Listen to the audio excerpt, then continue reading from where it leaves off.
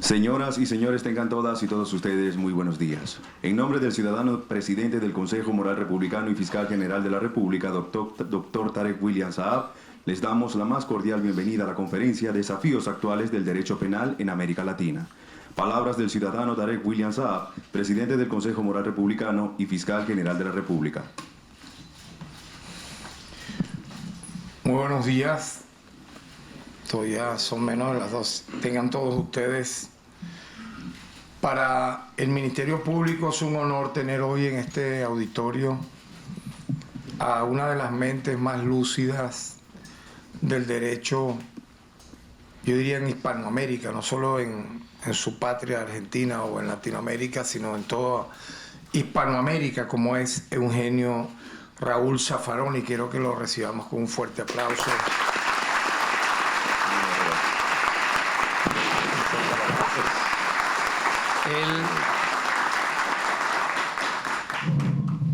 Él está acompañado de Matías Bailoni, profesor universitario de la Universidad de Buenos Aires, especializado en Derecho Penal, donde dicta cátedra.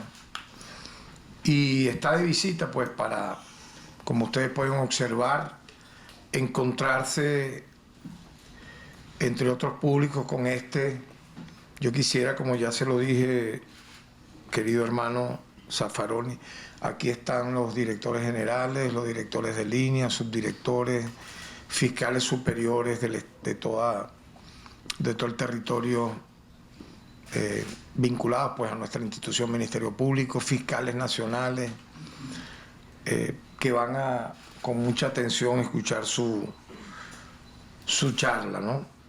Yo quiero recordar, y es importante que sepan quién está frente a ustedes. Zaffaroni es doctor en Ciencias Jurídicas y Sociales por la Universidad Nacional del Litoral, abogado por la Facultad de Derecho y Ciencias Sociales de la Universidad de Buenos Aires. Fue juez de la Corte Interamericana de Derechos Humanos para el periodo del año de 2016 al 2022. Está considerado como el más destacado y leído tratadista de la ciencia penal iberoamericana, destacándose por sus producciones en derecho penal, teoría del delito, derecho procesal penal, criminología y derechos humanos. Particularmente veo que es lo que en su gran mayoría nuestra institución tiene su línea de acción. Por eso va a ser muy importante, pues, esta charla. Ha sido profesor de Derecho Penal e Historia y Filosofía del Derecho Penal y responsable de las cátedras de Criminología, Derecho Penal y Sociología del Derecho en diversas universidades de distintos países. Igualmente ha recibido doctorados honoris causas en más de 40 universidades latinoamericanas y europeas. Fue ministro de la Corte Suprema de Justicia de la Nación Argentina entre los años 2003 y 2014. Fue diputado de la Ciudad de Buenos Aires y presidente del bloque del FREPASO entre 1997 y 2000. Presidente de la Comisión de Redacción de la Convención Constituyente en 1994 y vicepresidente tercero de la Comisión de Redacción de la Asamblea Nacional Constituyente. También fungió como director general del Instituto Latinoamericano de Prevención del Delito de las Naciones Unidas y como procurador general de justicia de la provincia de San Luis. Asimismo se desempeñó como interventor del Instituto Nacional de Lucha contra la Discriminación, la Xenofobia y el Racismo entre los años 2000 y 2001.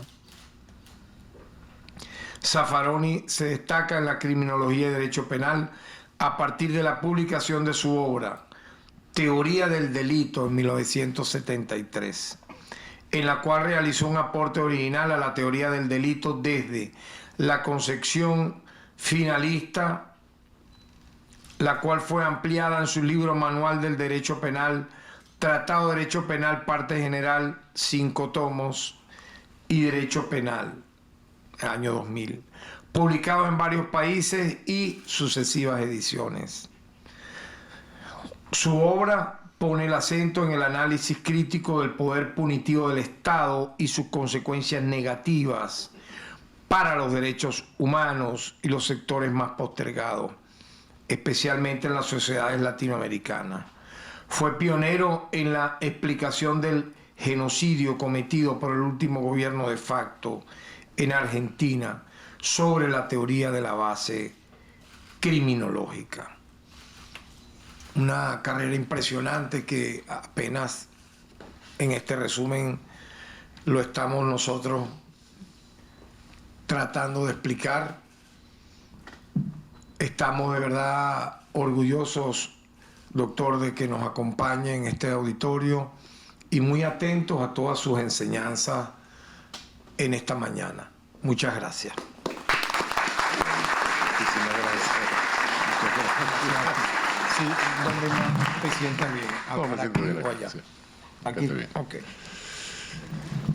Querido amigo fiscal, queridas y queridos miembros del Ministerio Público, compañeras, compañeros, francamente no sé cuál es el tema que más puede interesarles, de modo que lanzo algo que supongo que es más o menos de interés general. Es una pregunta, es tratar de responder una pregunta que nos está pasando en América Latina, en nuestra América, no sé qué tan latina sea, respecto del derecho penal, entendiendo por derecho penal, porque es una expresión equívoca a veces, no la ley penal, sino el saber jurídico penal. Si les gusta ciencia jurídico penal. Bueno, después de todo, lo que es ciencia o no es ciencia depende de un acto de autoridad de académico. Es decir, de aquel saber que fabricamos penalistas con la esperanza de que tenga esa consecuencia práctica de que se convierta en jurisprudencia. Es decir, que sea recogido en sentencias. No es un saber por el saber, no es un arte por el arte, no es un juego lógico, sino que es siempre un proyecto político, porque las sentencias son actos de gobierno de la polis, y por ende son actos políticos. Un sistema interpretativo del derecho penal, todas las ciencias son interpretativas. Un sistema interpretativo del derecho penal significa un proyecto político. Y el saber jurídico penal, desde sus orígenes, hace 1000 años, allá en las primeras universidades del norte de Italia, siempre tuvo una vocación de sistema. Es decir, una vocación de construir una serie de principios armónicos en forma tal de evitar una aplicación contradictoria, ilógica, absurda. Es decir, de tratar de reducir lo que a veces es irracional a la racionalidad. Pero bien, ¿cuál es la situación actual que tenemos en nuestra disciplina jurídico-penal? Y soy consciente que lo vengo a decir en un país donde hace muchos años tuve la suerte de conocer, ustedes me dirán, bueno, pero este es un fenómeno biológico, sí, algo de eso hay. Tuve la suerte de conocer a don José Rafael Mendoza, a don Tulio Chiosone. Es decir, hay una tradición. Pero ¿qué nos pasa hoy con aquello que aquellos padres, y podría seguir en el continente americano, con toda aquella generación? ¿Qué representaba aquella generación y en qué situación estamos hoy frente al saber jurídico penal, en nuestro campo de saber jurídico penal? Los tiempos han cambiado, la dinámica histórica es acelerada. Y aquellos primeros dogmáticos, ¿de dónde provenían? ¿Qué significaba aquella primera dogmática en nuestra América? Nosotros recibimos a fines del siglo XIX la ideología jurídico-penal del positivismo racista, reduccionista biológico, policial, el positivismo. El positivismo, con esa antropología filosófica rudimentaria, grosera, primitiva, racista básicamente, legitimante del colonialismo y legitimante de la explotación de las clases subalternas en las metrópolis, producto fundamentalmente de un improvisado charlatán que fue Herbert Spencer, aunque casi todo el mundo se lo atribuye al pobre Darwin. Esa ideología positivista cundió por toda nuestra región porque se había convertido en la ideología legitimante de nuestras repúblicas oligárquicas. Llámese el porfiriato mexicano, llámese el gomecismo aquí, llámese la oligarquía vacuna en mi país, la República Bella en Brasil o el patriciado peruano. Esa ideología, que era la ideología de legitimación de nuestras repúblicas oligárquicas, se tradujo en materia penal en el lombrosianismo, no porque Lombroso haya sido el único, por supuesto, pero fue el más taquillero de todos.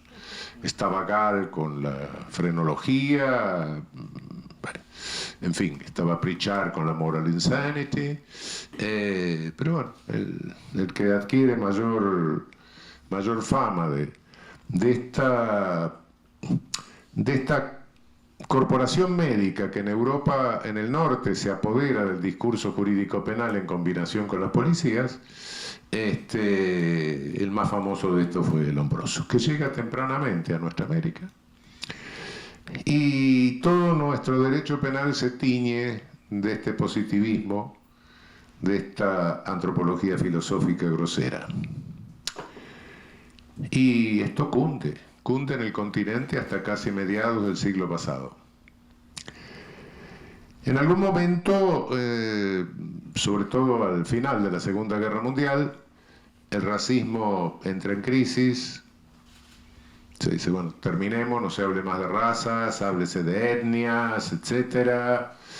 Se delegitima esa antropología, esa antropología filosófica grosera. Y bueno, nuestro derecho penal queda flotando, queda sin base filosófica, queda sin base ideológica. Aquel peligrosismo primitivo, bueno, ya no tenía sustento. Sus propios líderes se habían desdibujado en el norte. Y entonces, desde nuestra América fuimos en el sur a buscar nuevas fuentes del derecho penal y fuimos a buscarla al país donde había tenido en el norte mayor desarrollo, mayor fineza en la elaboración conceptual, que era Alemania. No podíamos buscarlo inspirarnos en los anglosajones, que es otra metodología distinta. No podíamos buscarlo en los franceses, cuyo desarrollo dogmático penal era muy bajo, de muy bajo nivel de elaboración. Tampoco podíamos ir a buscarlo en los italianos, que salían del fascismo, y bueno, un Maggiore que se había casi plegado al nazismo, poco menos, un Manzini que que abjuraba de la filosofía y se refugiaba en una interpretación literal del Códice Rocco, del Código Fascista de 1930, y los que reaccionaban contra, o no se habían plegado al fascismo, como Giuseppe Bettiol y otros, Giuliano Vassalli, etc., estaban ya observando los desarrollos alemanes. Y el primer alemán que trajimos fue a Franz von Liszt. La primera traducción del tratado de Franz von Liszt se hace al portugués ya antes de esta época, a fines del siglo XIX en Brasil. Franz von Liszt era un positivista también, pero a la alemana, con alguna agachada idealista en el medio. Consideraba el delito como una causación objetiva y una causación psicológica, pero la idea de él básicamente era que, conforme a esa criminología etiológica, racista, etc., de esa criminología salía lo que él llamaba política criminal, es decir, las directivas para erradicar el delito.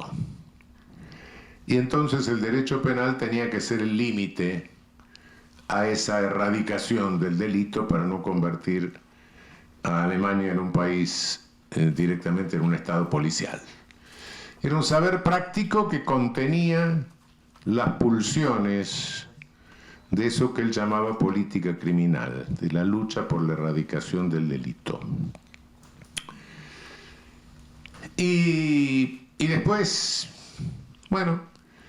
después trajimos el neocantismo, Metzger. Después trajimos el finalismo de Welser. Después trajimos a Roxin, que todavía está vigente. Y fuimos a retirar los paquetes esos sucesivos de la aduana. Y al retirarlo nos olvidamos en la aduana el contenido político de cada uno de esos paquetes. Permítanme que me vaya un rato a Alemania. Alemania es un país que en los últimos ciento y pocos años ha tenido una dramática historia política, dinámica y dramática. La unidad alemana como Estado, Alemania se consolida tardíamente en 1870, al final de la guerra franco-prusiana, sobre la base de la dinastía de los prusiana, de los Hohenzollern, con Bismarck, el príncipe Otto von Bismarck, que es el artífice de la unidad alemana.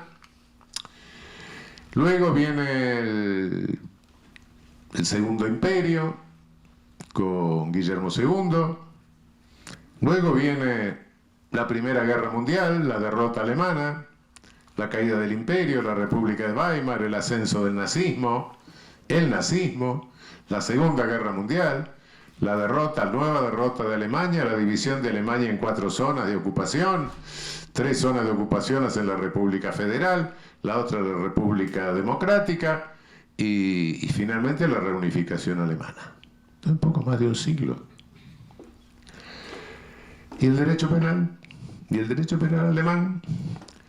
El derecho penal alemán siguió todo este proceso. El derecho penal alemán fue continuando este proceso. Unidad alemana, el imperio alemán de los Hohenzollern, 1870, Bismarck. ¿Quién es el penalista de la época de Bismarck? Karl Binding, el famoso teórico de las normas. Para Binding, el derecho penal se legitimaba simple y sencillamente porque emergía del Estado. Punto. Alguien ha dicho, bueno, pero esto es fascismo. Sí, es una... De alguna manera, Binding vuelve a estar vigente en el derecho penal fascista, es verdad. Pero en aquel momento, ¿por qué legitimaban porque había que reforzar el Estado, había que reforzar ese Estado nuevo, esa unidad del imperio, esa Alemania que había estado dividida en reinos, principados, ducados, etc. Se constituía en Estado, había que reforzar ese Estado. Ese fue Binding. Y luego viene el Segundo Imperio. Y Guillermo II no quiere convertir a Alemania en un Estado policial. Hay un intervencionismo económico en el Segundo Imperio, hay una especie de keynesianismo antes de Keynes,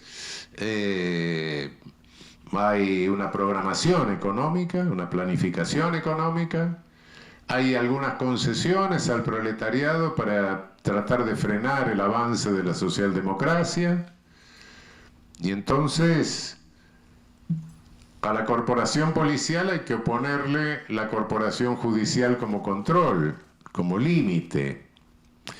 ¿Y quién es el ideólogo penal de eso? Franz von Liszt, efectivamente. Pero bueno, de cualquier manera, con este positivismo viejo, la corporación de los juristas quedaba subordinada a la corporación médica.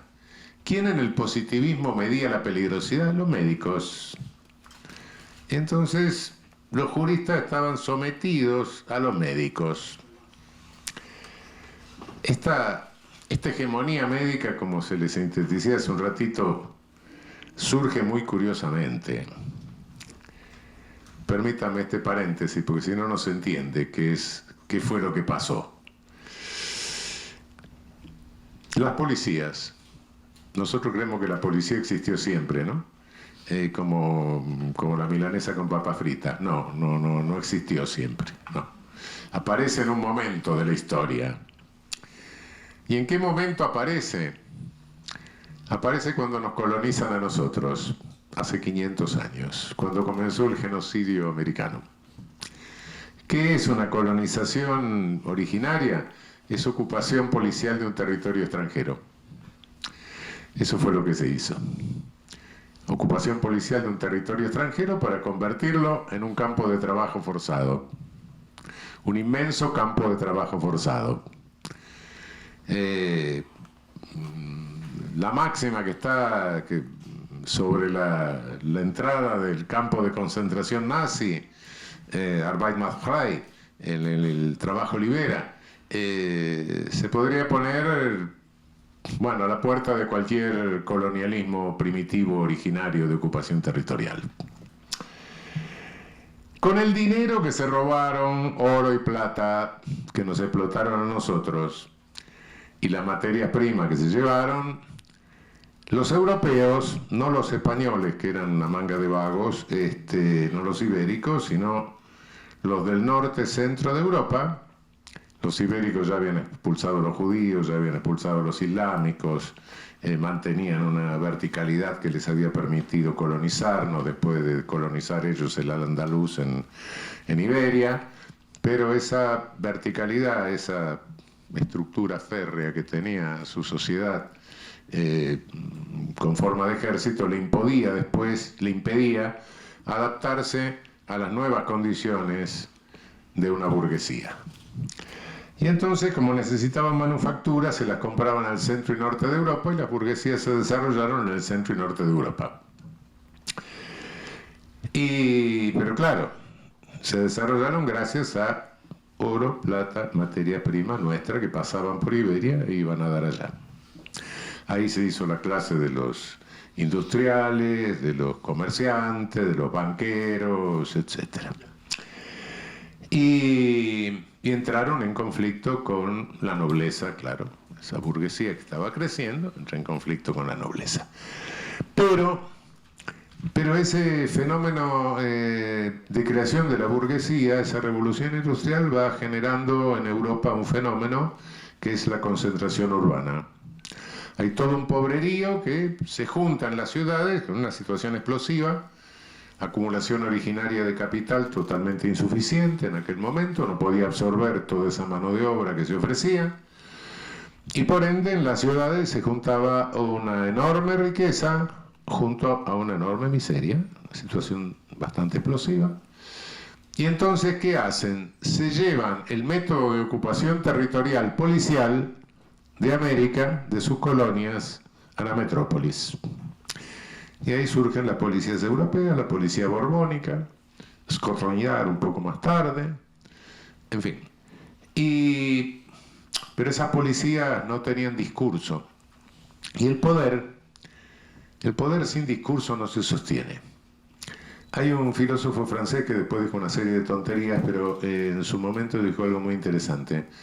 Los que ocupan el poder hoy necesitan soldados, salchichón, aguardiente y el discurso. Sin discurso no va. Y la policía tenía soldados, salchichón, aguardiente, pero no tenía discurso. Y los médicos hace rato tenían ganas de manotear la hegemonía del discurso penal, pero no tenían poder. Entonces tiene lugar esa simbiosis de médicos con policías que da lugar a toda la hegemonía de los médicos en el discurso criminológico, que somete a los juristas. Esta es la historia.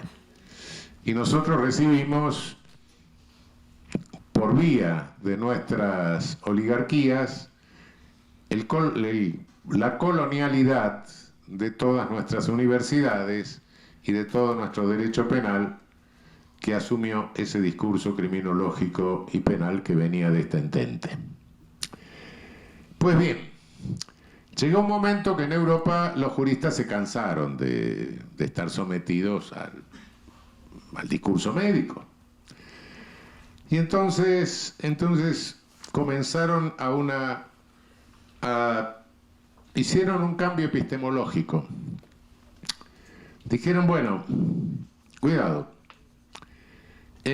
vamos a invertir la cosa, vamos a someter a los médicos al discurso nuestro. ¿Y cómo lo hicieron? A través de lo que se llama el neocantismo. No puedo explicar totalmente la cosa, pero sí, sustancialmente, en forma muy simplista, discúlpenme los que lo conocen bastante más profundamente, ¿cuál es la concepción, la teoría del conocimiento del neocantismo? Y la sintetizo porque sigue teniendo vigencia hasta el día de hoy. Para el neocantismo, el mundo existe. Ellos dicen, yo soy realista, el mundo existe. Ustedes están ahí, yo estoy acá, la mesa está acá, el mundo existe, dice. Pero está desordenado. Es algo así como, ¿vieron cuando alguien se muda de casa y el camión de mudanza baja todos los muebles, etcétera? La nevera está en el dormitorio, la cama está en el comedor, la mesa está en el patio. Está todo en la casa, pero no la podemos usar porque está desordenada. No está disponible, pero está todo. Entonces ellos dicen, bueno, la cosa en sí existe, pero para tenerla disponible la tengo que ordenar. ¿Y qué es lo que la ordena? Entonces los neocantianos dicen el valor, los valores, el valor es lo que ordena. El valor es lo que nos hace meter la nevera en la cocina, la cama en el dormitorio, la mesa en el comedor. Ustedes me miran y, claro, naturalmente preguntarían lo mismo que uno le pregunta a los neocantianos, ¿qué es el valor? Y la respuesta neocantiana es críptica. Ah, no, el valor no es, los valores no son, los valores valen. Hijo, bueno, uno se queda mirando y la siguiente pregunta es decirle, bueno, pero ¿para quién valen? Ah, no, eso yo no te lo puedo responder porque yo trabajo una ciencia de la cultura, una ciencia del espíritu, una Geisteswissenschaften. Y lo que vos me estás preguntando es un dato de realidad que corresponderá a la sociología, a la política, corresponde a una ciencia descriptiva como es la sociedad. Yo no sé para quién vale. Los valores valen. Ah, Entonces depende de para quién valgan. Sí, efectivamente. Efectivamente. Y entonces con esta metodología puedo hacer un sistema penal, un sistema de interpretación del derecho penal de cualquier ideología. Y efectivamente, esto tiene lugar hacia los años 20, República de Weimar, 30, y hubo penalistas liberales garantistas de aquella época, el más conocido Gustav Radbruch, respetable, Max Ansmayer, ¿sí? A mi juicio también Helmut von Wedel, ¿sí? Pero después vino el nazismo, y entonces hubo un neocantismo nazi, sí, con varios autores, el más conocido, Edmund Mesger, el que nosotros trajimos para América. Sí.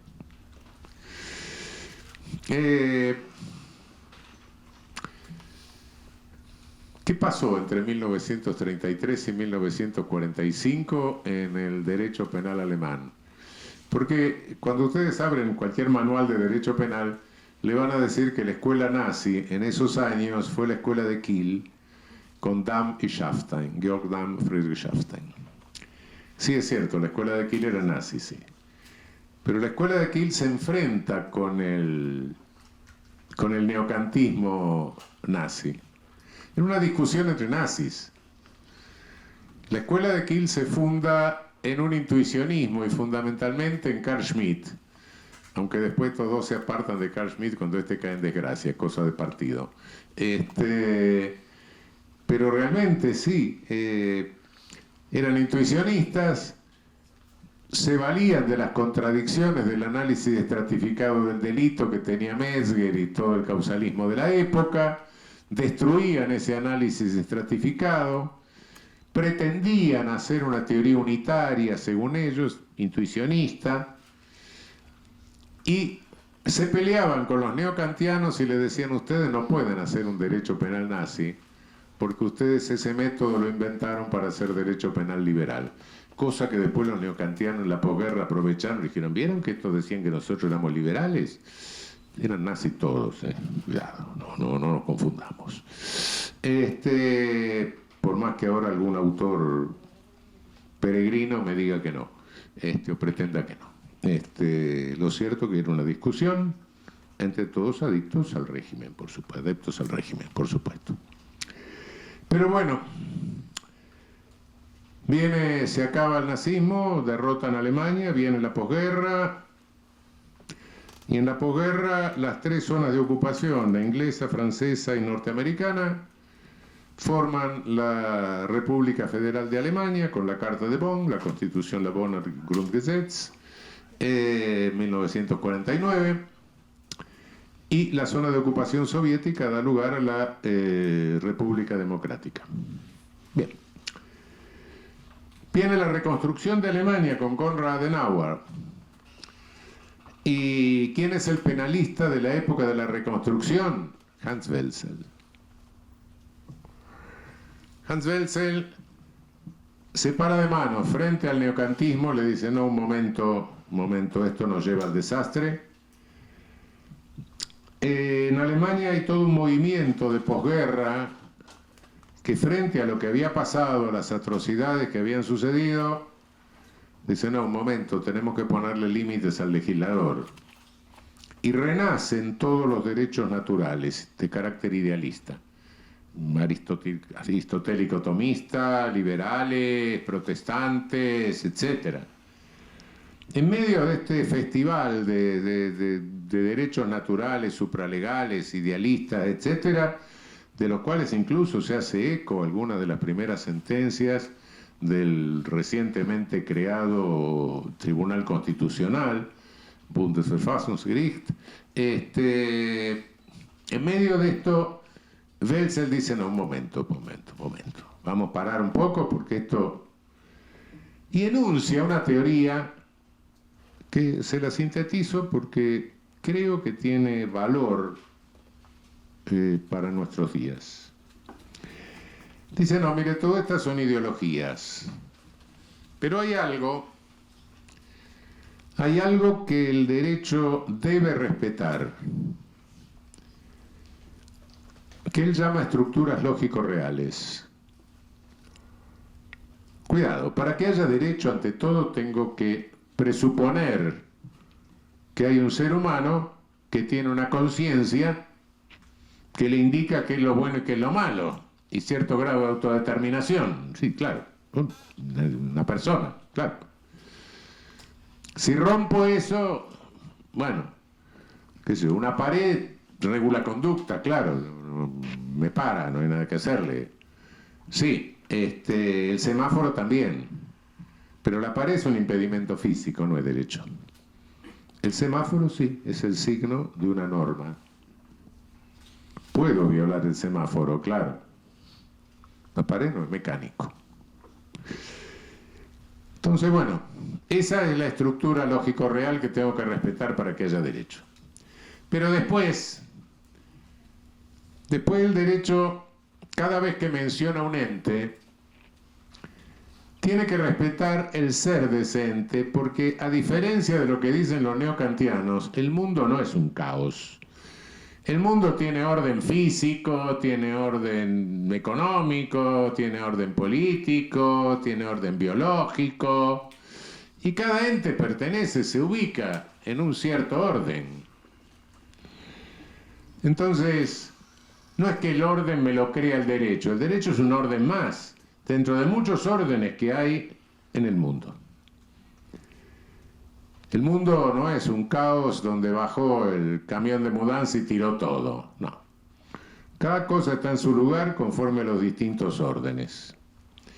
Y cuando menciono un ente, cuando menciono una cosa, tengo que respetar la estructura de esa cosa, la estructura real, óntica, porque de lo contrario me estoy refiriendo a otra cosa. Se lo grafico básicamente. No está prohibido. Donde explico esto, lo explico con este absurdo, o esta reducción al absurdo. No está prohibido que el derecho invente la vaca jurídica y que defina la vaca jurídica como un perro grande, negro, que aúlla en la estepa con colmillos. El único problema que va a haber que va a mandar a un juez a ordeñar un lobo. Ese es el inconveniente. Entonces, de lo que se trata es de respetar la estructura del ente, de respetar las categorías de la realidad. Es cierto que con esto se pueden hacer muchas cosas, sí, es verdad. Pero Welzel decía con tranquilidad, el que quiera más consuelo, que se vaya al convento. Me dirán, bueno, pero quedan muchas cosas que, qué sé yo, de las cuales antes el derecho natural resolvía y ahora no. La discusión entre derecho natural y positivismo jurídico tiene gran importancia en la filosofía del derecho, la sigue conservando, pero en el sentido práctico, en lo cotidiano, en lo que nos incumbe a la teoría, a la práctica para la cual hacemos nuestra ciencia, ha perdido gran parte de importancia. Hoy no estamos en el siglo XIX, donde Carrara tenía, o Feuerbach, tenían que derivar el derecho penal de la razón o de la filosofía. Hoy los principios básicos del derecho penal de garantías y respetuoso de derechos humanos lo tenemos en todas nuestras constituciones y lo tenemos en el derecho internacional. Están positivizados. No tenemos que ir a buscarlos más allá de la ley positiva. Están en nuestra ley positiva. Por cierto, Welzel aplicó las categorías estas lógico-reales a la teoría del delito, pero no las llevó a la teoría de la pena. No las llevó al ejercicio real del poder punitivo. Claro, si lo hubiera llevado se hubiera derrumbado toda la estantería. Pero Welzel era un conservador, era un demócrata cristiano conservador, no era un revolucionario, pero el riesgo, y ya se dieron cuenta muchos en aquella época, era que a alguien se le ocurriera. El Tratado de Belzec da la impresión que la teoría del delito está escrita por un autor y la teoría de la pena por otro, porque justamente ahí se cortan todas la aplicación de las teorías lógico-reales.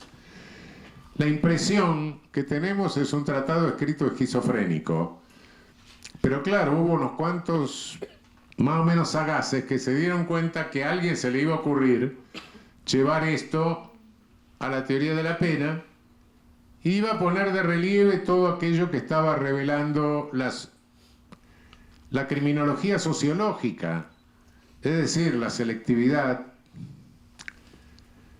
los estereotipos, la discriminación estereotípica de raza, clase, etcétera, la selección de vulnerables, la manipulación política. Es decir, cuidado, se iban a dar cuenta. Entonces hubo una reacción paradójica en nuestra América. No me voy a ocupar de ella porque es anecdótica, pero sí de la reacción que hubo en Alemania. Se asustaron, sintieron que se les demolía la dogmática jurídico-penal que habían elaborado. Los autores, incluso de izquierda, alemanes y europeos, dijeron, bueno, no hagamos más dogmática porque la dogmática no se va a poder compaginar con las ciencias sociales, dediquémonos a hacer criminología, a hacer política criminal. Eso por un lado. Y por otro lado, una terrible vuelta al neocantismo.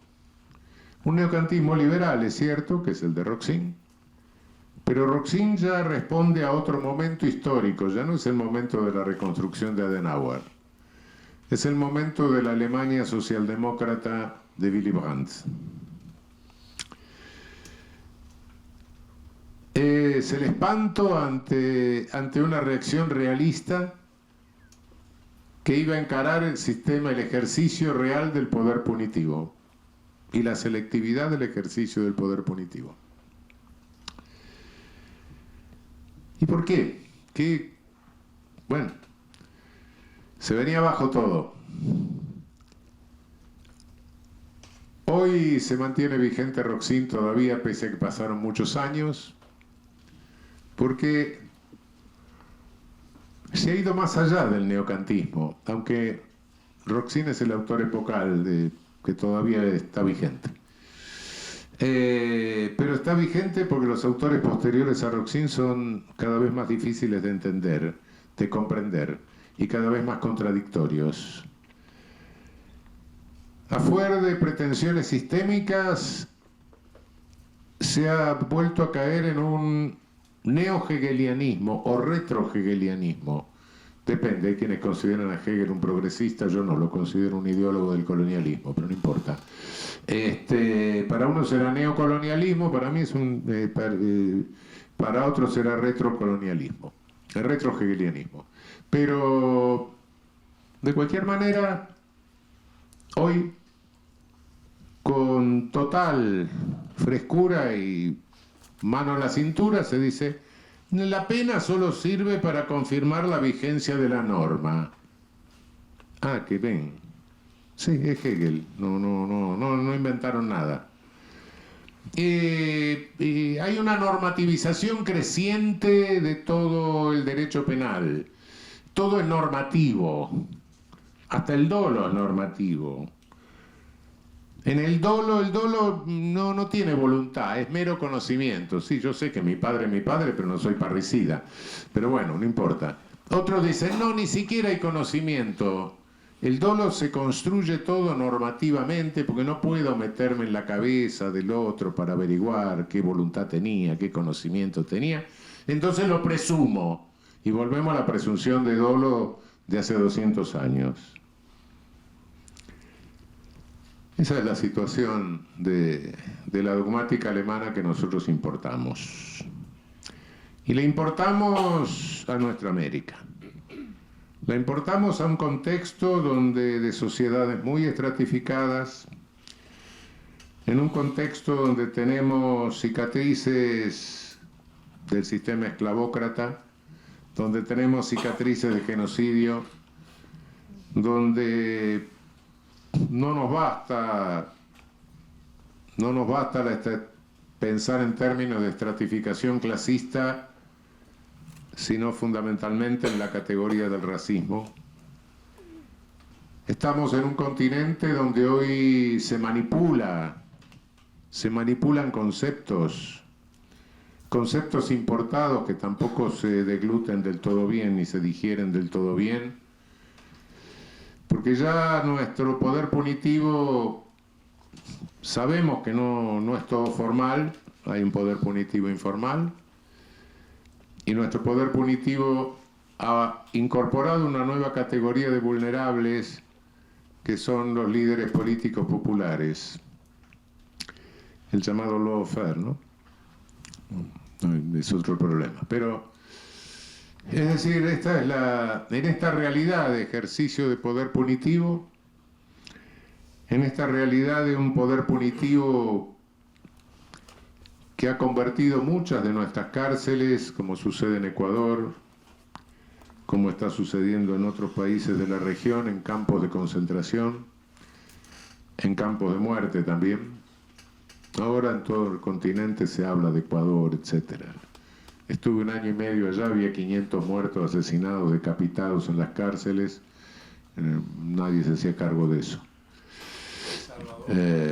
O El Salvador, que no ha hecho nada más que instrumentar una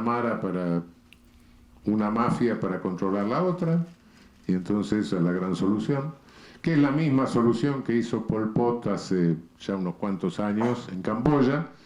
Agarró a los delincuentes, los convirtió en policía, los jerarquizó y mató 2 millones de personas, claro. En fin, a eso nosotros traemos estas teorías y las enseñamos en nuestras universidades.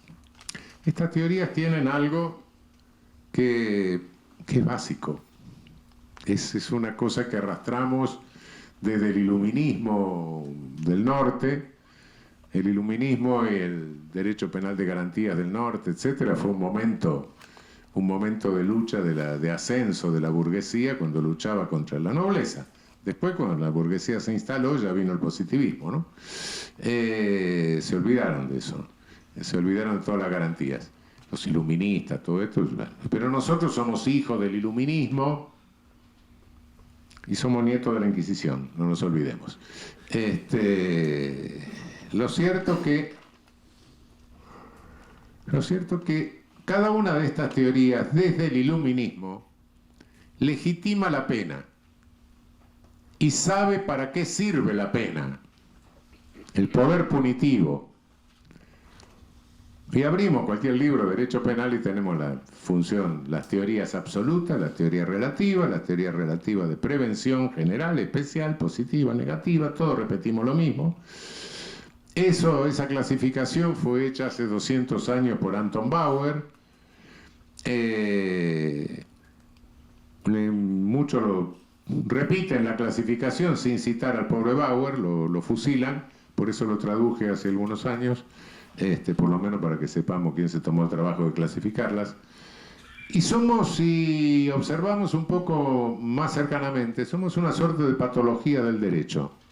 Somos la única rama del derecho cuyos cultores no están de acuerdo sobre para qué sirve su sanción. Los civilistas más o menos saben que sirve para reparar, etc. Los administrativistas que sirve para la coerción directa, etc. Nosotros no discutimos la teoría que clasificó Anton Bauer allá hace 200 años, 1830. Y cada penalista elige una teoría y entonces dice, a mí me gustaría que la pena cumpla esta función. Y cumpliendo esta función desarrolla todo un esquema de derecho penal que desarrolla en un tratado y se lo baja a los jueces. Para que los jueces habiliten poder punitivo que se va a ejecutar no en la forma que le gusta al penalista, sino como se ejecuta, como es, directamente. ¿Cuál es la función de la pena? No lo sabe nadie, seamos sinceros. Ni los sociólogos más perspicaces han podido agotar todas las funciones que cumple el poder punitivo. ¿Por qué? Y porque el poder punitivo es un hecho político, desnudo, es un factum político. No, cumple funciones preventivas, mire. ¿Funciones preventivas? Sí, no, por lo menos tiene que admitirme que asusta a los que no delinquieron. ¿Qué? ¿Qué? Sí, algunos, cositas, sí, puede ser. Bueno, puede ser, si yo estoy tentado de cometer un delito fiscal, puede ser. Pero si yo voy a matar a mi mujer de 20 puñaladas, ¿ustedes se creen que si estoy loco, un degenerado de esa naturaleza, voy a abrir el Código Penal 10 minutos antes para ver si me tocan 10 o 5 o 10 años más o menos de prisión? Estamos locos, es insensato eso. Cuanto más grave es el contenido injusto, cuanto más aberrante es el contenido injusto, menos efecto preventivo tiene, menos efecto preventivo general tiene. Por otra parte, efecto preventivo general tiene todo el derecho, a través de todo su sistema de sanciones. Pago el alquiler porque si no me desalojan, pago las deudas porque si no me embargan. Y eso no tiene nada que ver con el derecho penal. Entonces, no. Hubo un pensador nuestro, de nuestra América, que por 1870 y pico, 1880, la vio clara y dijo, mira, no se preocupen. Quien quiera justificar la pena antes, si es que ya no lo hizo, tendrá que justificar la guerra. La pena es un hecho político, es un factum político. Y como factum político tiene tantos efectos, no es que no tenga ninguno, tiene tantos que es imposible saberlos todos. Un ejercicio de poder punitivo puede hacer subir o bajar el precio de los inmuebles de un barrio, puede subir o bajar las primas de un seguro, puede generar una preferencia por un modelo u otro de automóvil. No se sabe. A veces puede coincidir con alguna de las teorías que se enumeran, puede ser, a veces por casualidad, pero no siempre, ni mucho menos, ni eso se puede generalizar. Todo factum político, todo hecho político es enormemente multifuncional. Y la pena también, poder punitivo también. Entonces, ¿para qué sirve la pena? Mire, no sé. Pero sí tengo clara una cosa. Lo único que tengo claro es que si no contengo el poder punitivo, acabo en un genocidio. Y eso sí es cierto. Eso no lo puedo dudar porque eso tengo la verificación histórica. Y no me voy más lejos que el siglo pasado. No me voy más lejos que los armenios que sueltan a los turcos, que les sueltan los presos para que los vayan matando en el camino. Quien crea que si desaparecemos nosotros, desaparecen ustedes, el Ministerio Público, desaparecen los jueces, desaparece todo el mundo, el poder punitivo desaparece, está loco. Si desaparecemos nosotros, el poder punitivo se expande sin límites. Y por ende tenemos un genocidio. Entonces, ¿cuál es la verdadera función del derecho penal? ¿Es legitimar la pena? ¿O el poder punitivo? No, es legitimar lo que hacemos nosotros. La contención racional, lo más racional posible, del ejercicio del poder punitivo. Claro, me dirán, bueno, pero contención racional, sí. Eso es una dinámica política. Si no contenemos racionalmente el ejercicio del poder punitivo, se barre todo el Estado de Derecho. Cuidado, el Estado de Derecho no es un instrumento que uno lo enchufa como un aparato de aire acondicionado y funciona. El Estado de Derecho ideal no existió nunca, ni sé si va a existir algún día. Hay un modelo ideal que no sirve para ver qué tan lejos, qué tan cerca estamos. Pero todos los estados reales de derecho son más o menos de derecho. La base del Estado de Derecho es que todos estamos sometidos por igual ante la ley. Más o menos. En todos lados. Estado de Derecho ideal, históricamente, no ha existido nunca ni existe. A veces estamos más cerca, a veces estamos un poco más lejos. Eso sí.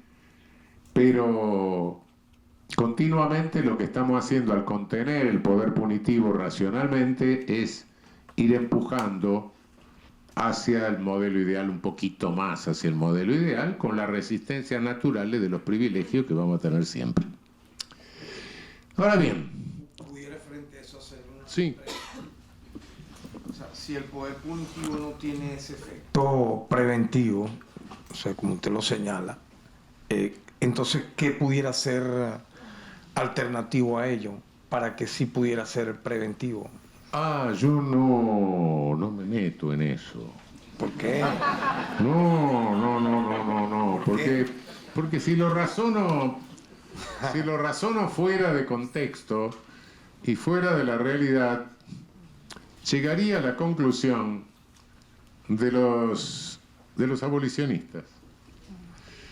Llegaría a la conclusión de que casi todos los conflictos, es decir, hay mecanismos de solución de conflictos, ¿no? Entendámonos.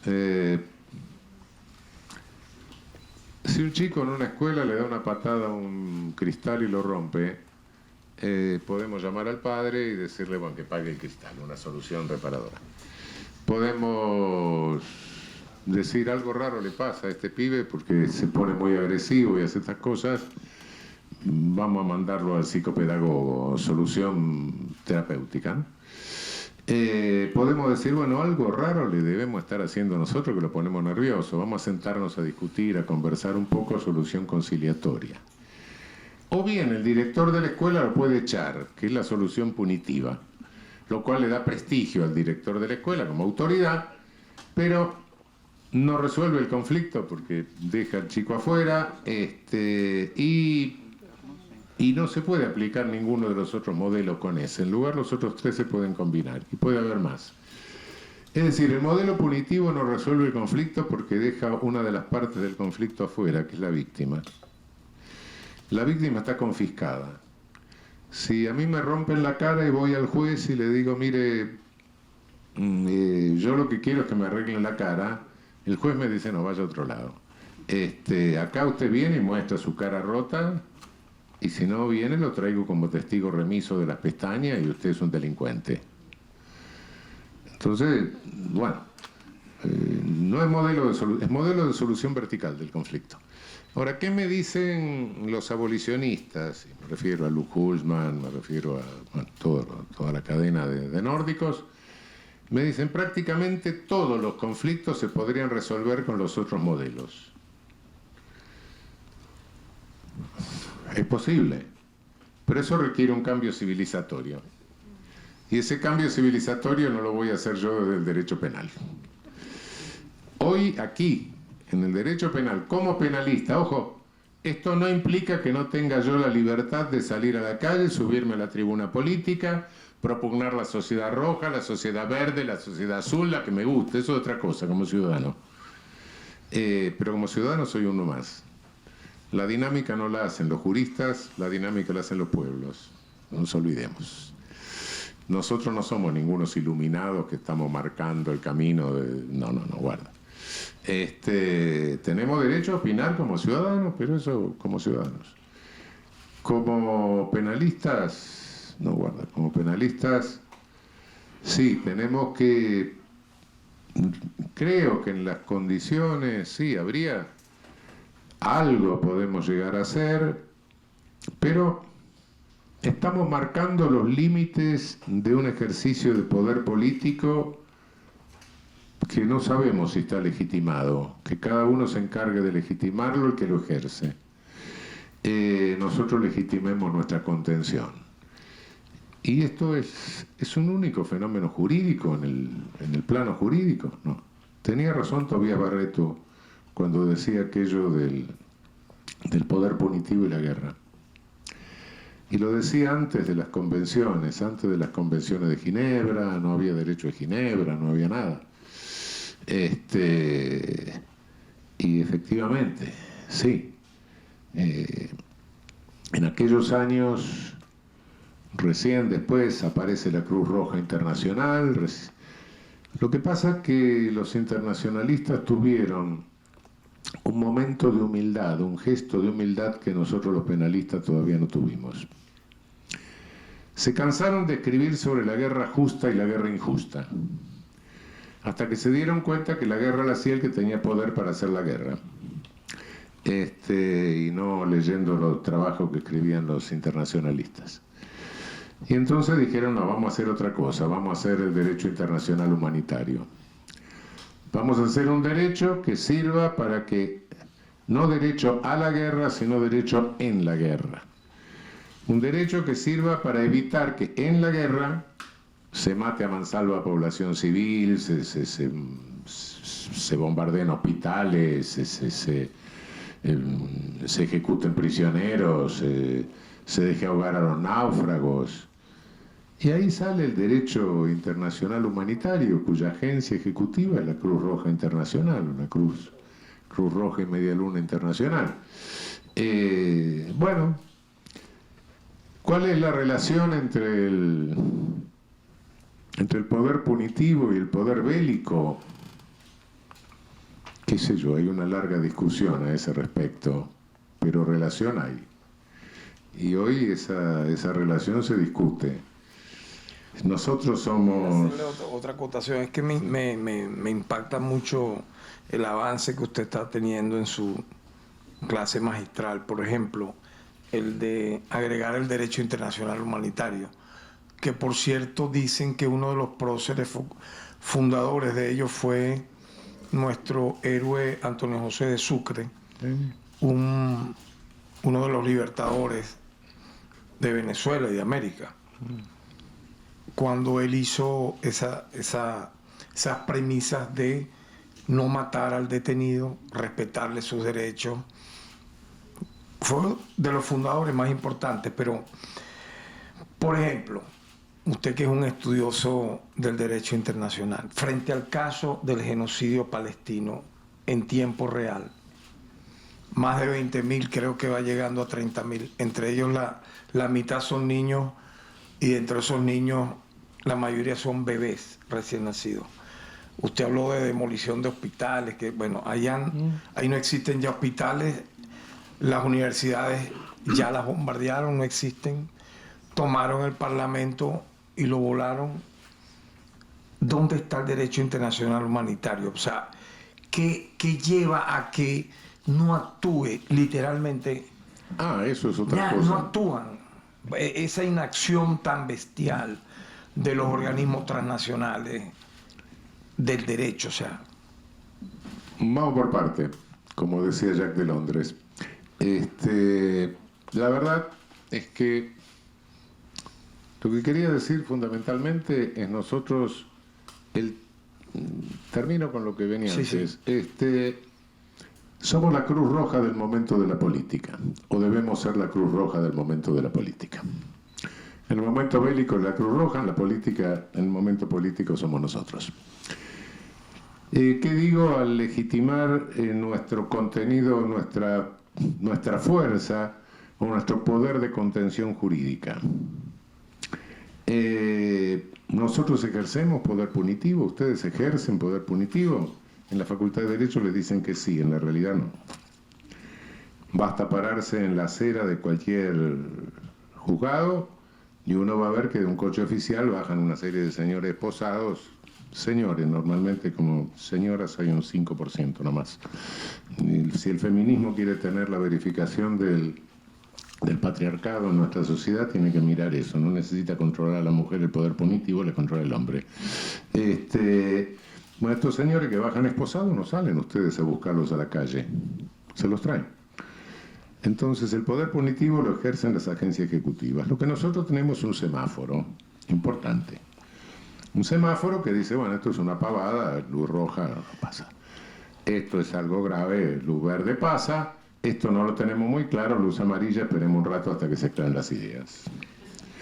De modo que el derecho penal a lo que tiene que aceitar y que trabajar bien es la operatividad óptima del semáforo. Nada más. Lo otro, los que lo ejercen, que se hagan cargo de legitimarlo si pueden. Y si no, ese no es nuestro problema. Eso por un lado. Por otro lado, decía hace un rato que había perdido sentido práctico en gran medida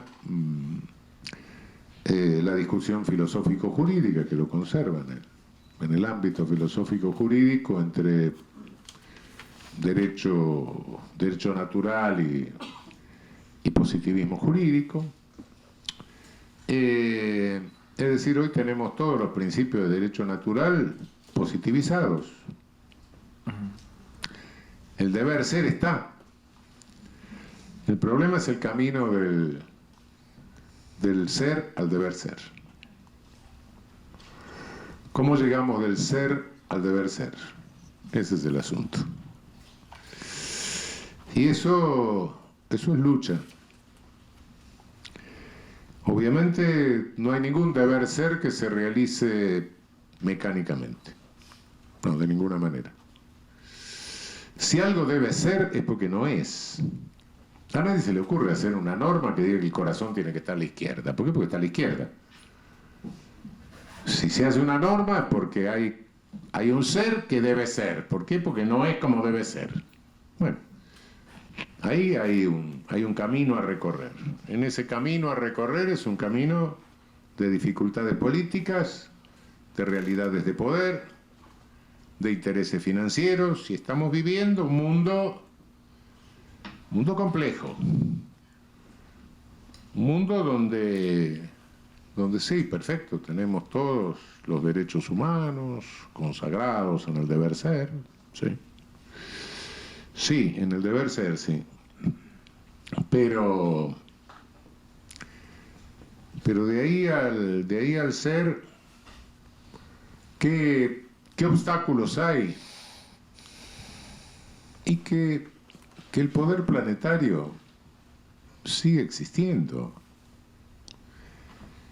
Y cuando hablamos de derechos humanos, qué sé yo, es una expresión, ¿qué queremos decir? Y queremos decir, no, me llevaría mucho tiempo hablar de esto, pero en realidad hay una historia breve que me dicen, bueno, todo esto comienza en 1948 porque hubo un señor René Cassin y hubo una señora Madame Rubel que eran buena gente y entonces proyectaron la Declaración Universal de Derechos Humanos. Fenómeno, qué bien, qué lindo. El 10 de diciembre. El 10 de diciembre de 1948. Yo estaba en primer grado inferior, estaba haciendo palotes en la escuela de mi barrio. Un día antes, el 9 de diciembre de 1948, la misma asamblea había aprobado la Convención contra el Genocidio. Y en la Convención contra el Genocidio desaparecieron las palabras finales. Aniquilamiento de grupos políticos o análogos. Del proyecto de Lemkin, esas palabras desaparecieron. ¿Y por qué? Porque le molestaban a Stalin. O sea, la cosa empieza un poco rara. Y por otra parte, el presidente de Estados Unidos era un señor que en un discurso le agradece a Dios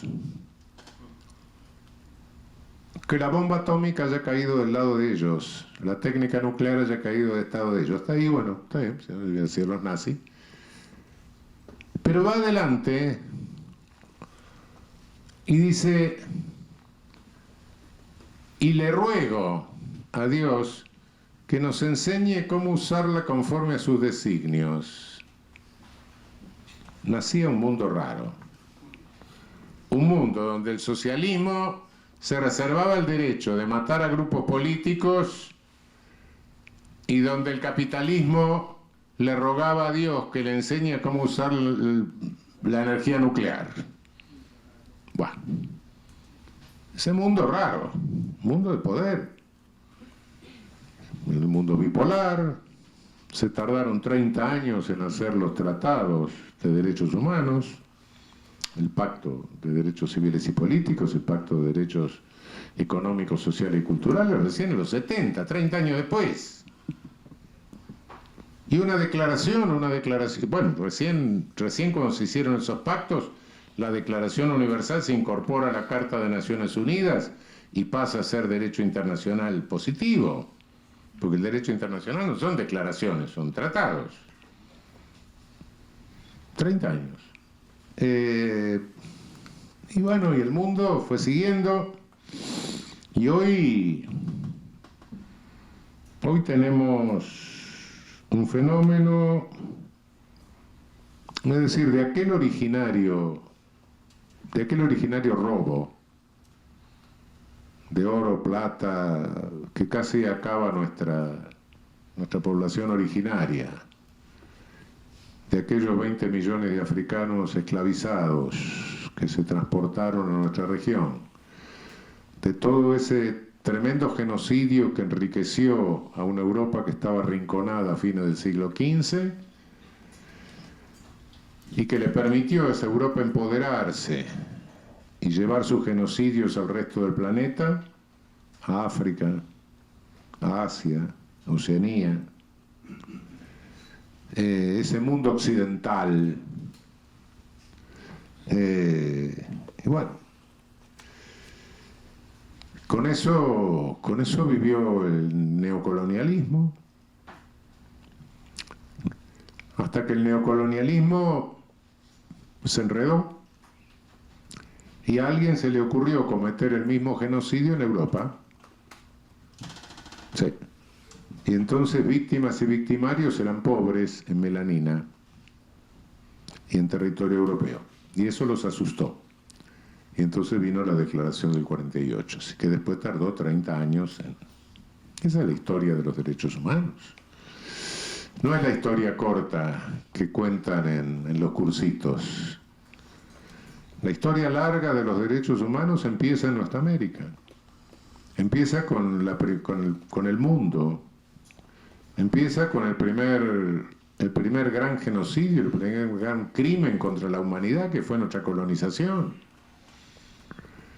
¿Y quiénes fueron los primeros que pensaron, tuvieron la idea de un respeto a la dignidad de cualquier otro ser humano por el hecho de ser humano? Sí, Montesinos, Fray Bartolomé de las Casas, cuando Fray Bartolomé decía que había que devolverle a los indios la propiedad, que había que respetar la vida, a las mujeres, que había que respetarle su religión, sus templos. Esa fue la primera idea de derechos humanos. Tardó 400 años en declararse y 30 años más en hacerse tratados. Y hoy ¿qué estamos viviendo en nuestra región? Estamos viviendo colonialismo también, no el neocolonialismo, ese se terminó. Estamos viviendo un tardo colonialismo financiero. Y ese tardo colonialismo financiero responde a una transformación del capitalismo. En la posguerra primera, bueno, se crearon los estados de bienestar en el norte, por supuesto, nosotros no. Algunos nos aproximamos poquito a veces, pero no mucho. Después vino Vietnam, al diablo el patrón oro. Se empezaron a fabricar papeles verdes, que tenían valor verde porque lo dábamos y nos daban cosas, pero no por otra cosa. Muchos papeles verdes son inflación, entonces se fabricaron otros papelitos que eran te voy a pagar, crédito. El aparato financiero del capitalismo se subordinó al productivo, el sistema financiero mundial, los Chief Executive Officers redujeron a condición de cautivos a los líderes políticos y a los gobernantes políticos del norte. Y hoy vivimos el tardocolonialismo financiero, que no se vale de los mismos métodos de antes, se vale de otros. Bueno, ¿para qué voy a hablarle a ustedes? Esta es una realidad de poder, y en esa realidad de poder, el paso del deber ser al ser es lucha de poder siempre, no hay nada que hacerle. El derecho es lucha, sustancialmente es lucha. Bueno, aquello que decía Rudolf von Jhering en 1800 y pico, sí, es cierto. Der Kampfrecht, el derecho es lucha. Los derechos no se consiguen por graciosa concesión del príncipe. No, se lucha, a veces se arrancan, pero siempre lucha. Y por eso ya sé que el ser no se configura al deber ser, no solo en este caso, muchos otros. Y bueno, tenemos que resistir, tenemos que luchar. La lucha es política, no nos engañemos. Y tenemos que tener mucho cuidado en comernos doctrinas supuestamente neutrales que nos vienen del norte. El derecho es imparcial, el derecho no tiene ideología, el derecho es política. ¿Sí? Hay que hacer. Claro que van a aparecer algunos que me digan, bueno, no, yo no. Yo soy apolítico. Yo soy aideológico. Yo soy apartidista. Mire, si usted es todo eso, usted es un paciente psiquiátrico, mijo. Asexual también. Asexual. Puro bien. AA. Entonces, ¿un qué? Un invisible. Alguien que no tiene una concepción del mundo, buena, mala, la comparto, no la comparto, no me importa, pero tiene una concepción del mundo. Si no la tengo, bueno, hijo, Que un zombie puede ser. hay que tratarlo, qué sé yo, no sé, no. Y en realidad sí, o es un enfermo o es un hipócrita, no hay nada que hacerle, las dos posibilidades, ¿no? Pero bueno, no tengo poderes judiciales que son imparciales, apolíticos, etcétera. Mentira. ¿Acaso de los 9 jueces de la Suprema Corte de Estados Unidos, los republicanos no nombran jueces republicanos y los demócratas no nombran jueces demócratas? Y sí, lo sabemos. Y el fiscal lo propone el Y presidente. el fiscal lo propone el presidente, y el presidente de la Corte lo señala al presidente. Bueno, y sí. Luego ellos hablan de independencia de poderes frente a otras naciones que no son subordinadas a ellos. Y sí, pero bueno, independencia de poderes, eso de independencia no lo comparto mucho. El poder del Estado es único. Lo que puede haber es una separación de poderes para controles recíprocos. Pero cuidado que no se declare un poder independiente del Estado, eso es absurdo. No. Pero es lo que quisieran ellos, ¿no? Siempre. En su país no lo tienen. Nunca. A nosotros. Han tenido algunos problemas, en realidad serios. Y ahora, bueno, acordémonos de la Corte Suprema de Roosevelt.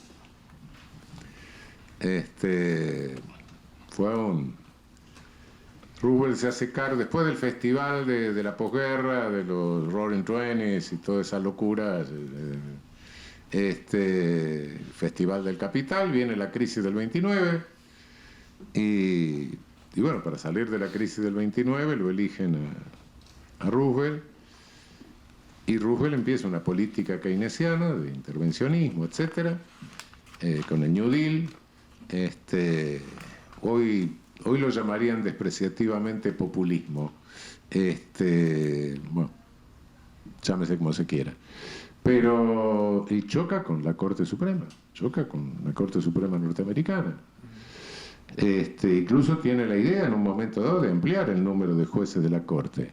Solo que, bueno, algún cáncer oportuno hace que alguno se muera, otro más consciente dice, no, vamos a evitar un choque de poderes, y bueno, y se acomoda la Corte, y por primera vez Estados Unidos pudo tener un impuesto progresivo a la renta, que no lo había podido tener nunca.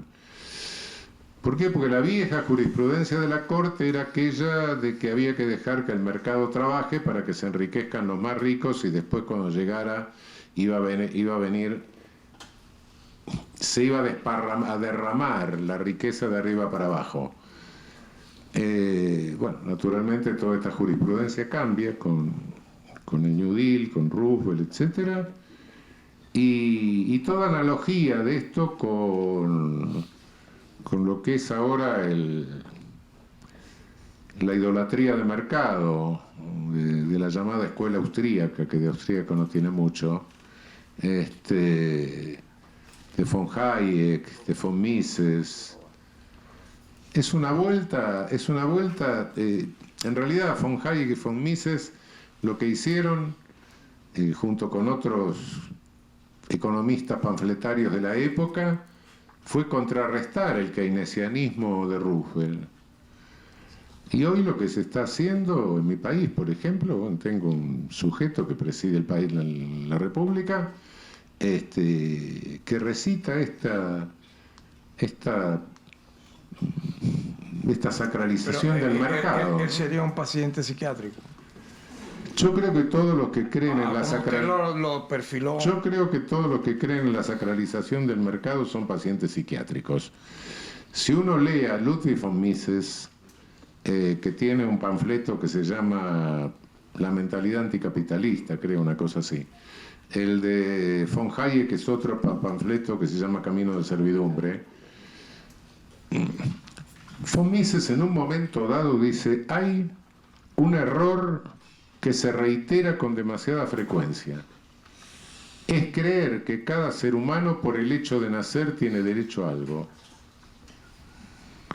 No hay definición contraria a los derechos humanos más sintética que esa. No he leído otra más sintética y creo que es imposible sintetizar la negación de los derechos humanos en menos palabras. Von Hayek escribe un panfleto que por millones divulgaron los adoradores del mercado, Camino de Servidumbre.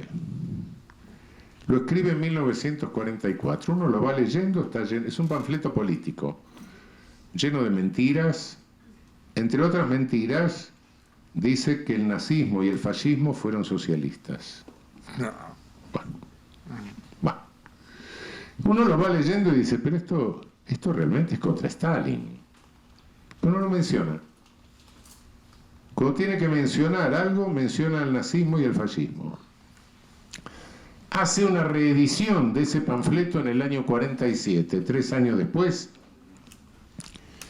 y en la advertencia preliminar confiesa, dice, sí, efectivamente, no lo nombré a Stalin, lo nombré poco porque en aquel momento era nuestro aliado. Una deshonestidad intelectual que realmente es espantosa, ¿no? Bueno, esos son los ideólogos de este anti-keynesianismo, ¿sí? En definitiva, ¿no? Keynes era comunista para ellos, qué sé yo, no sé, una cosa demencial, no. Bueno, pero esta es la ideología de este colonialismo financiero. Hoy, claro, no vienen los españoles a enterrar el pendón en nombre del rey de España, ni tampoco desembarcan marines necesariamente, no. Hoy las formas de ejercer este colonialismo son distintas y tienen otro tipo de organismos para esto. Y los derechos humanos son un discurso que está peleado. Algunos los defendemos como discurso de liberación, y otros tratan de pisotearlo, degradarlo como discurso de dominación.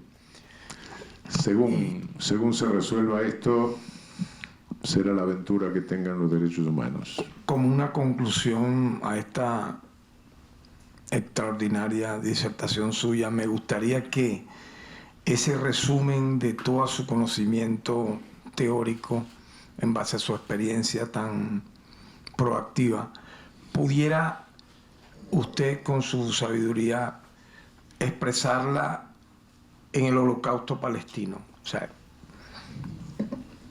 todo esto que hemos aprendido, pero ahí está el caso palestino. Desapareció Palestina. Y no pasó nada. El mundo no dice nada, el derecho no funciona, nada. E incluso Netanyahu dice que le importa un bledo lo que dijo la Corte Internacional de Justicia, él seguirá masacrando. Sí.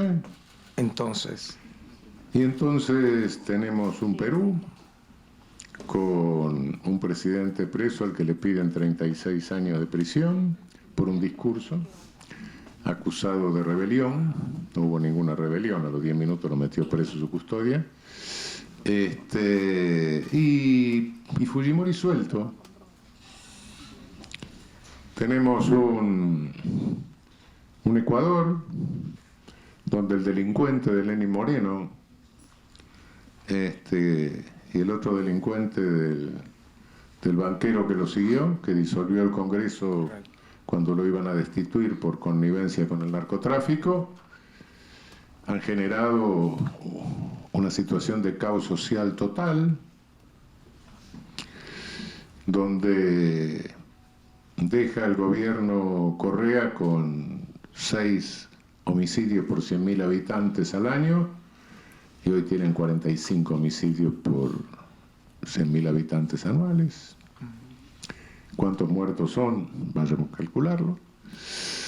Tenemos un Salvador donde un caradura se hace líder porque empodera una mafia contra las otras. Tenemos un México donde están tratando de controlar una violencia que en un sexenio desató un irresponsable presidente porque rompió el equilibrio que había entre los cárteles y generó un salto de los homicidios de uno a otro. Petro con Colombia. Tenemos a Petro amenazado con otro lawfare. No cuento los de mi país. Tenemos los 40 muertos de Bolivia en la dictadura de Áñez. Tenemos un secretario general de la Organización de Estados Americanos que promocionó el golpe de Bolivia. Y la invasión a Venezuela. Estaba por decir eso. Después se desdijo, dijo que no, qué sé yo, pero nombre de una grosería diplomática que no existen precedentes. Y bueno, el derecho es lucha, ¿qué se va a hacer? Sí, tenemos la norma, tenemos el deber ser, pero hay que seguir la lucha política en todos los frentes. Amén, sí, de acuerdo. Eso hace. No podemos rendirnos.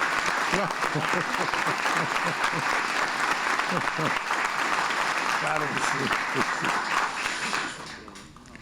¿Qué vamos a hacer? Bueno, excelente. no sé si quieren Sí, para algo. nosotros dijimos que íbamos a abrir una ronda de preguntas y respuestas a 3 de los acá presentes, por favor, en base a lo dicho por el doctor Zaffaroni. Si no, los escojo yo. Por favor.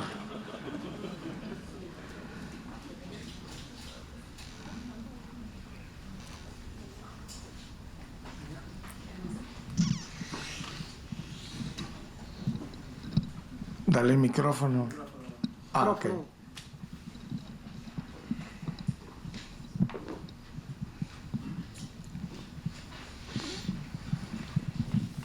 Gracias. Buenas, mi nombre es Ana Karina Ochoa, directora de Revisión y Doctrina. Agradecida, doctor, por la invitación que nos hizo de su presencia. Quería preguntarle específicamente sobre el tema del ecocidio. En Venezuela no tenemos establecido el ecocidio en nuestras normativas actuales. Entonces, usted habló de el genocidio. Para nosotros es importante a nivel mundial tener también las referencias del ecocidio. Quería saber qué tan importante es incorporarlo, de acuerdo a lo que establece Roxin, incorporarlo en nuestras normativas para que se haga valer o para que tomemos en consideración este delito como tal. ¿Qué tan importante es tenerlo actualmente? Gracias. Bueno, creo que es importante, que es interesante tipificar los delitos contra el medio ambiente. Pero quisiera advertir algo. Cuidado con la norma penal. El deber ser penal siempre pasa al ser dando contra el más vulnerable. En el último tiempo se han, entre comillas, flexibilizado los principios penales en razón de derecho penal económico. Yo siempre he tenido una discusión a este respecto. Había un queridísimo colega, viejo comunista, y yo siempre le decía, vos con eso estás fomentando el proceso de concentración de capital, porque hacemos derecho penal económico pensando que vamos a agarrar a la transnacional y estamos agarrando a la pymes. Hay que tipificar los delitos contra el medio ambiente, sí. Pero cuidado, la solución no viene por el lado del derecho penal, porque si no vamos a condenar siempre al cazador de nutrias. No. La solución viene más bien por el lado del derecho civil. Señor, usted que dañó, repare. Y ahí sí que eso duele. Eso duele en serio. Repare porque la reparación tiene un costo.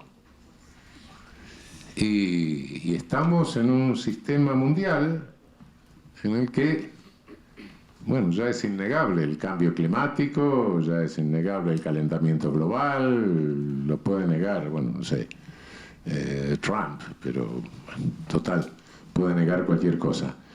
Pero la solución en el mundo, sí, yo creo que, independientemente de que es útil la tipificación, etcétera, pero lo que no me gustaría sería que se crea que a través de esa tipificación vamos a resolver todos los problemas. Son problemas que hacen... ahí sí hay una lógica financiera. Bueno, si me cuesta tanto la pena, la incorporo a los costos. Y en consecuencia destruyo y doy el precio de la punición, de la multa o de lo que sea, lo incorporo a los costos de producción. Eso es lo que hay que evitar. Y para evitar eso, la solución sí tiene que ser civil. Es decir, no señor, usted dañó, repare. Repare o invierta en algo equivalente para la reparación del medio ambiente. Eso puede llevar a cualquier empresa al borde de la quiebra, sí, claro. Y eso sí es temible por ello, sí es prevención general, sí. Sí. Por aquí hay otra pregunta. Muy buenas tardes, doctor. Bueno, apreciada su presencia acá en Venezuela, particularmente acá en el Ministerio Público de Venezuela. En el marco del tema de esta magistral clase, Desafíos actuales del derecho penal en América Latina, no quisiera desperdiciar la oportunidad de oro con su presencia de consultarle su opinión sobre el proceso de guerra jurídica que se conoce como lawfare en América Latina, específicamente con los gobiernos de izquierda en América Latina. Quisiera conocer esa valiosa e importante opinión. Gracias. Bueno, es lo que acabo de decir, lo que acabamos de reseñar. Quizá no hay una única, no hay una única... Es una instrumentación, es persecución política, por supuesto, persecución política válido de jueces. Pero no hay un único modelo en la región. Por ejemplo, en el caso de Evo Morales, los jueces bolivianos en general no se prestaron a su persecución, sino que eran amenazados por grupos civiles armados, ellos, su familia, etc. En el caso del delincuente de Lenín Moreno, Lenín Moreno hizo una consulta popular conforme a la cual él se quedaba, él asumía cierta suma del poder público que le permitía a través de un organismo, etcétera, remover jueces y nombrar jueces.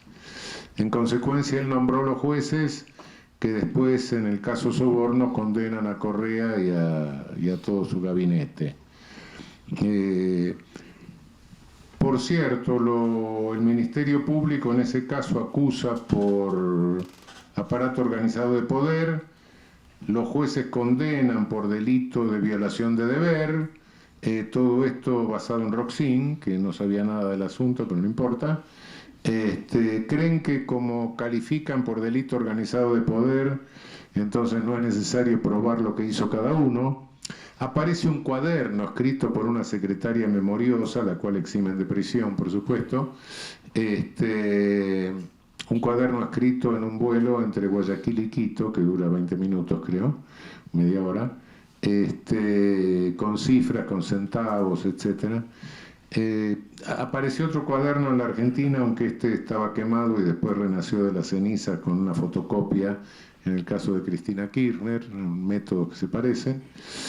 Y bueno, y como no sabían cómo poner la mayor pena o imputarle a Correa la jefatura de ese delito de violación de deber, los jueces dicen que era obvio que ejercía la jefatura por influjo psíquico. Bueno, un concepto nuevo. Son distintos los métodos. En Perú se están valiendo del propio ejercicio de poder. Con Lula se valieron de las características burocráticas de la Organización Judicial de Brasil, pero como Bolsonaro tiene una habilidad política, una cintura política más o menos parecida a la de un pollo, en un momento dado amenazó al Supremo Tribunal de Brasil y entonces el Supremo anuló todas las cosas que había hecho el caradura de juez, y bueno, y Lula pudo ser candidato a presidente. Son distintos, pero de cualquier manera son formas de persecución política válido de jueces o de pseudojueces que no deben ser muy distintos a los que eran aquellos del Volksgericht, ¿no? Del Tribunal del Pueblo, del Tribunal Popular nazi, más o menos, ¿no? Bueno.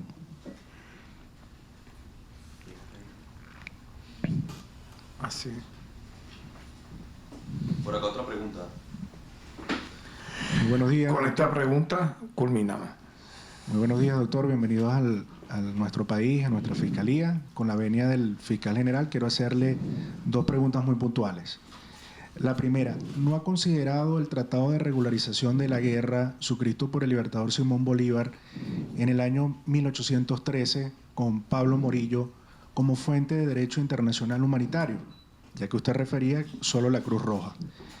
Y la segunda pregunta, ante avances tecnológicos como la inteligencia artificial, ¿cuál sería la función del derecho penal?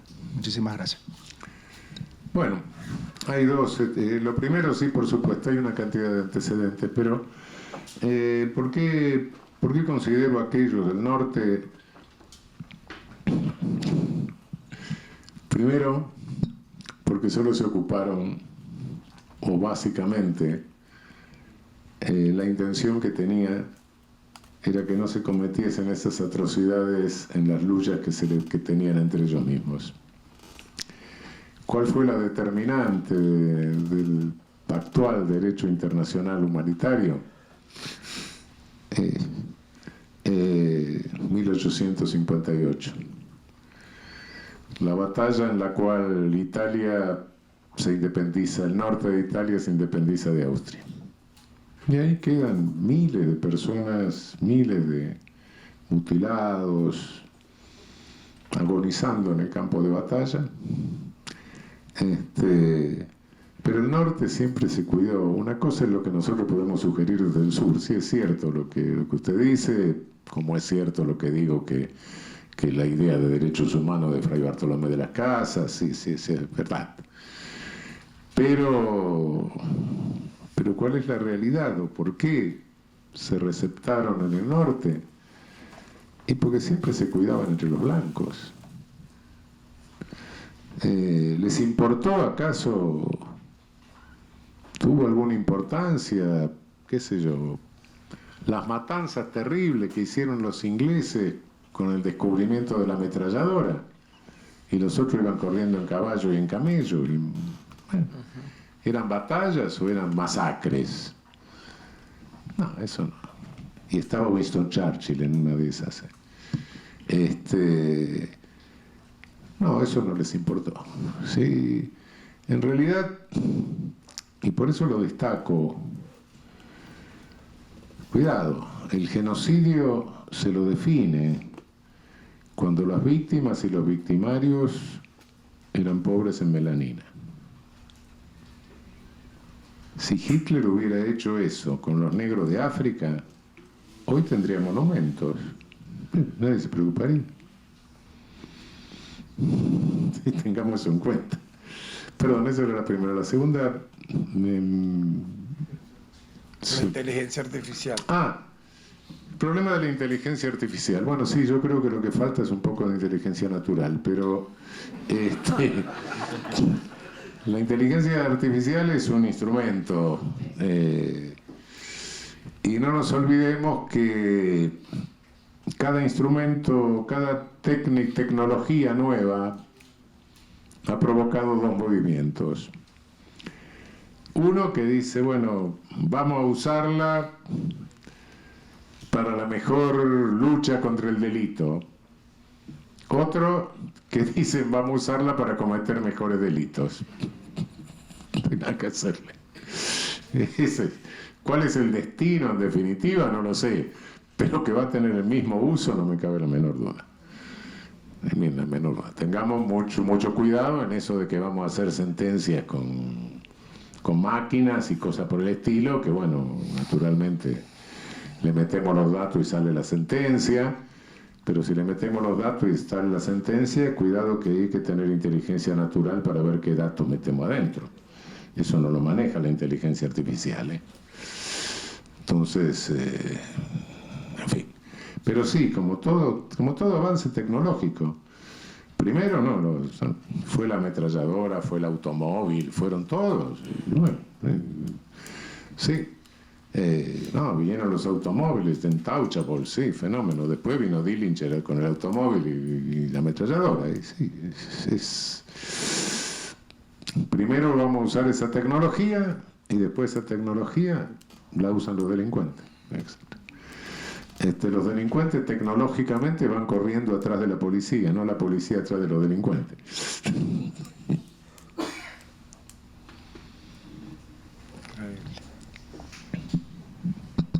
Muy bien. Bueno, muchas gracias. Ahorita nos van a hacer los periodistas van a tomar unas breves declaraciones. Sí, cómo no. Sí. Súbelo para acá. Bueno, así finalizamos esta conferencia. Muchísimas gracias a todos por su asistencia. Que tengan una excelente tarde. Los medios de comunicación que deseen entrevistar al doctor Zaffaroni pueden subir, por favor.